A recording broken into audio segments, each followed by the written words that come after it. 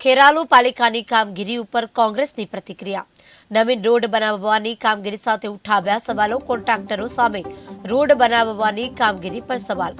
કોંગ્રેસ આગામી દિવસોમાં આપશે આ બાબતે લડત। પાલિકામાં વારંવાર રજૂઆત છતાં કોઈ જ પગલાં નહીં।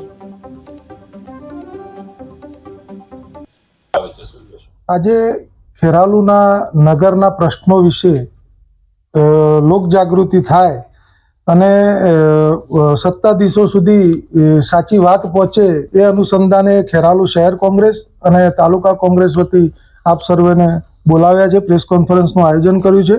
આપ સર્વેને ખેરાલુ તાલુકા કોંગ્રેસ અને શહેર કોંગ્રેસ વતી અમે આવકારીએ છીએ।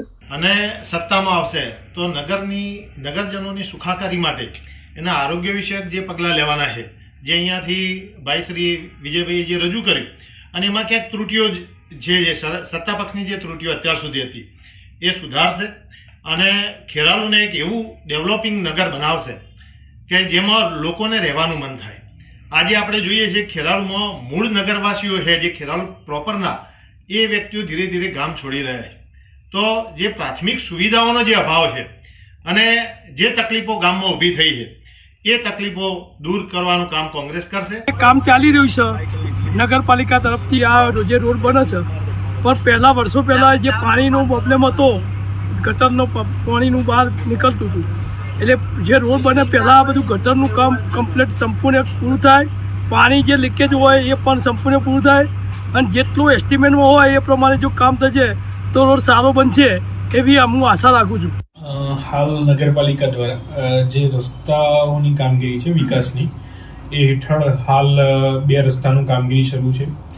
આ ઉપરાંત નવીન ગટરનો જે ફેઝ 2નો પ્રોજેક્ટ આવેલો હતો વિકાસમાં, એ ફેઝ 2ના પ્રોજેક્ટનું કામ પણ ગઈકાલથી શરૂ કરવામાં આવેલું છે।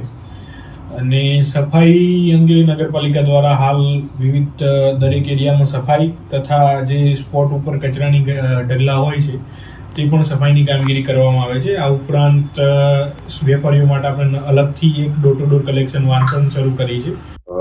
વિજયભાઈ, આજે ખેરાલુના નગરના પ્રશ્નો વિશે લોક જાગૃતિ થાય અને સત્તાધીશો સુધી સાચી